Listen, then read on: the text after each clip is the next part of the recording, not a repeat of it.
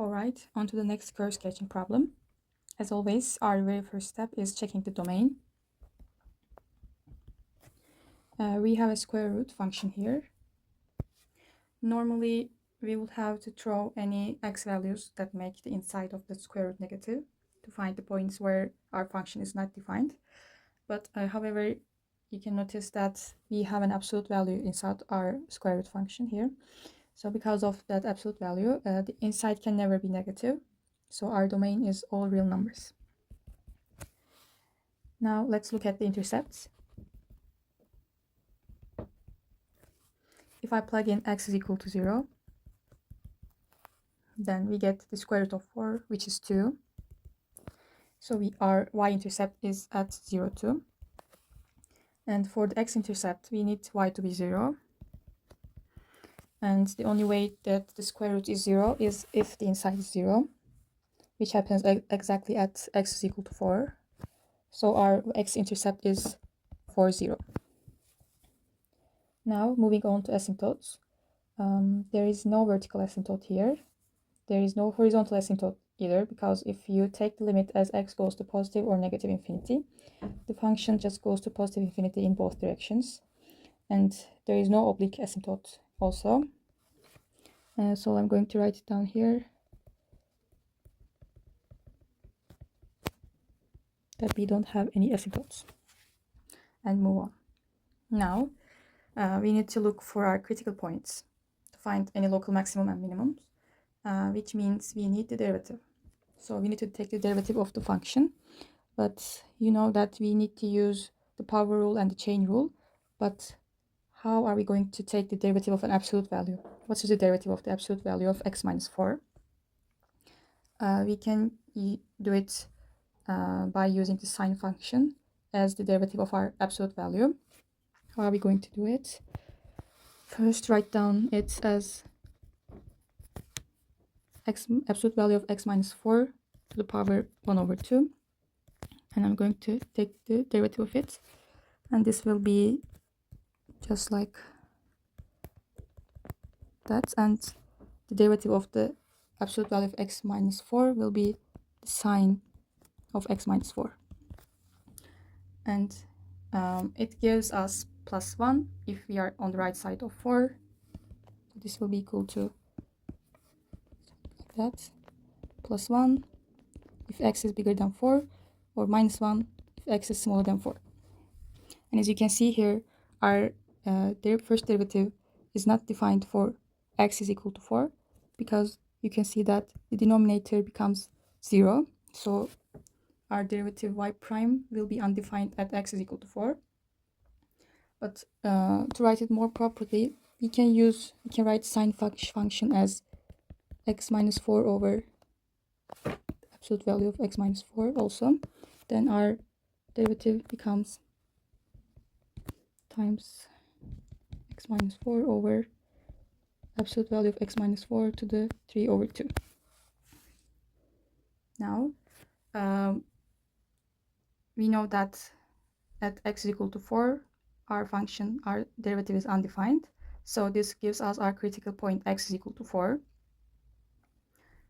When we find a critical point by checking where derivative is undefined, our immediate next question must be, is this point actually in our domain? And yes, x is equal to 4 is in our domain. So x is equal to 4 is a valid critical point. Now, let's do a quick first derivative test. We have 4 here. And before x is equal to 4, the derivative is negative because of the minus 1 coming from our sine function. And after 4, the derivative is positive. So the function itself goes down and then goes up, like that. And knowing that it's a square root function, I kind of know the shape already. It comes down to 4 and goes back up. But there is something tricky happening at x equal to 4. When you sketch it like that, the function is not smooth. So this is the moment when we realize that wait, could there be a cusp here? And we check formally for a cusp. And to do this, we need to look at the limit of the derivative as x approaches 4 from the left and from the right. So we are going to check the derivative of f as it approaches to 4 from the left and from the right. Let's write it down here one more time. So this will be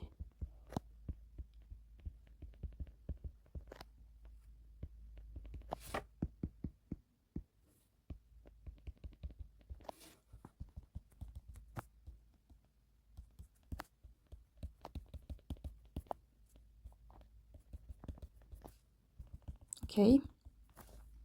Let's look at the limits as x approaches 4 from the left first. Because we're approaching from the left, our sine function gives us a minus sign. So the top is negative, actually -1. And the bottom is approaching 0 through positive values, because our absolute value is always positive. And a negative number divided by a tiny, tiny positive number goes to negative infinity. And now let's take the limits as x approaches 4 from the right. And this time our sine function gives us +1. And so we have a positive number divided by a tiny positive number, which gives us positive infinity.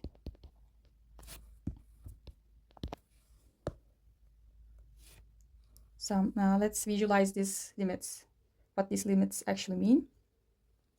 So imagine like we're drawing tangent lines to our curve as we get closer to 4. Let's use this drawing. From the left, the slope can start like, might start at -1/2, very small. And then it can become -1, it gets steeper, then -5, then -50, and it's getting infinitely steep in the negative direction. And it's plunging straight down, as you can see. And from the right side, the slope is positive, like you can see -1/2, and then +1/2, then 1, then maybe 5, then 100, and it goes like this, steeper, and shooting straight up in the positive direction. So when you check the limits of the derivative from the left and right, and one goes to negative infinity while the other goes to positive infinity, that's the exact definition of a cusp. So yes, we formally have a cusp at x is equal to 4. So if you want to draw our graph, first let's write down our coordinate table. Let's place 4, let's make it a little bit long. Place 4 here. And what we know that we have no asymptotes, and it passes through the point 0, 2 here. Okay, we have a cusp at here, and we know that this point is x-intercept. Okay, and we have no asymptotes, and we know that as x goes to plus or minus infinity, our function goes to positive infinity. So, and we have a cusp at 4, so our function will look like this, like a cusp goes like that.